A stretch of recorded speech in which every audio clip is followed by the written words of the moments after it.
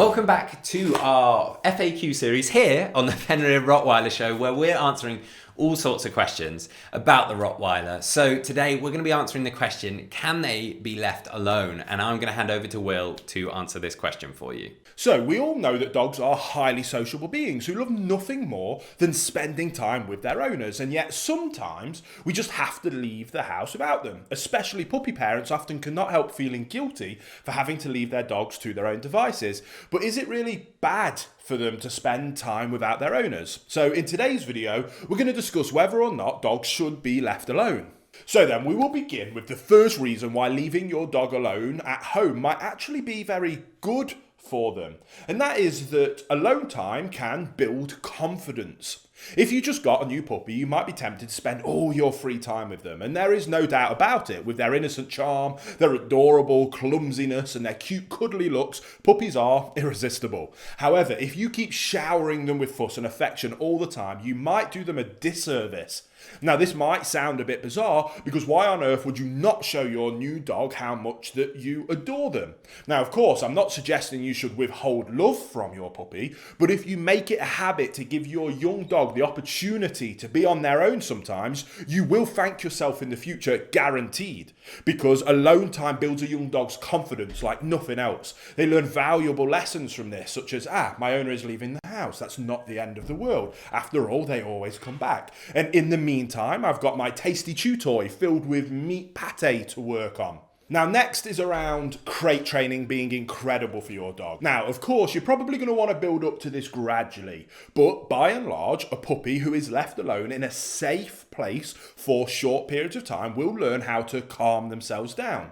To help you build up to a point where you can leave your dog loose in the house for several hours, and to help you do that, I highly recommend you get a crate. Invest in a safe, stable version that will be large enough for your dog when they are fully grown. If you select a crate with inbuilt dividers, you can adapt the size to your puppy, which is brilliant. Especially useful because dogs do not want to soil in their own dens. Therefore, your puppy will at least attempt to hold their business even longer until you can let them out of the crate, which is incredibly useful for also toilet training your new puppy. Now, crates are not only fantastic training tools for your puppy, but if you have adopted an adult dog into your home, you can absolutely get them used to the crate as well. Most likely, they will readily embrace the crate as their new sleeping place, especially if you have made the space a nice one and an inviting place to go.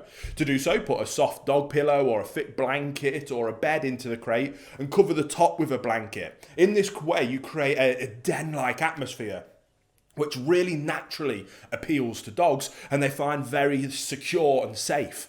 Now, another tip to help manage your dog's alone time is by planning ahead and being proactive.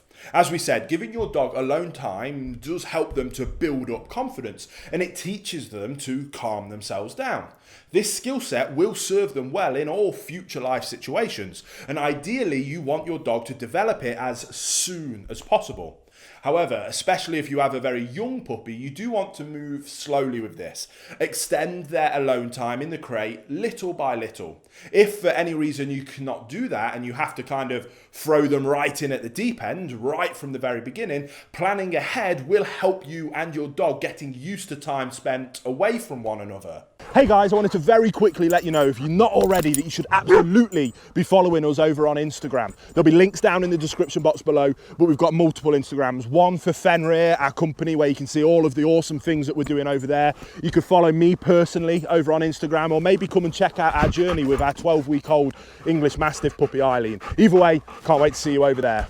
Let's say, for example, that you have to leave the house for 8 hours every single day for work. In this case, you could plan in a long weekend right after you bring your puppy home. Ideally, you would take 1 or 2 weeks off from work, if possible, and dedicate this time to your puppy.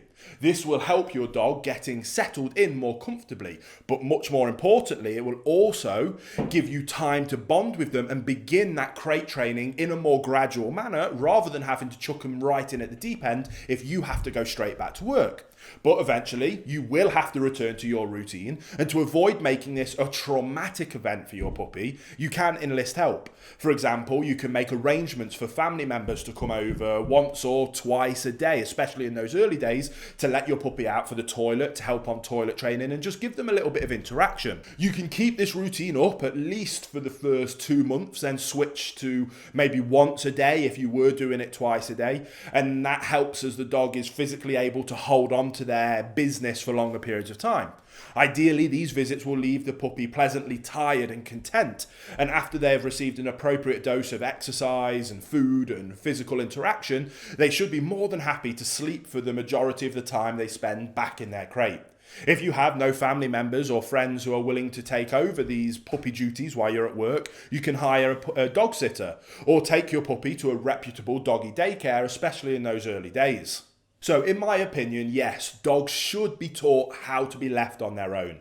Of course, in the ideal world, we will always have someone at hand to stay at home with our puppy, at least until they are a bit older and a bit better trained to be able to be left loose in the house. And ideally, we would not leave them for longer than a few hours at a time. However, there are many ways to navigate those challenges of having to leave your dog at home. And provided you are fully committed to making sure that you meet your dog's needs, especially during your absence, you absolutely can make this work.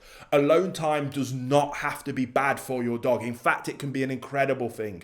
And as their loving owner and leader, you simply want to manage the situation in the best interest of your dog by setting them up for success, by planning ahead and being proactive as a good, calm, consistent canine leader always does. So as always, guys, be your dog's leader, because leadership is love.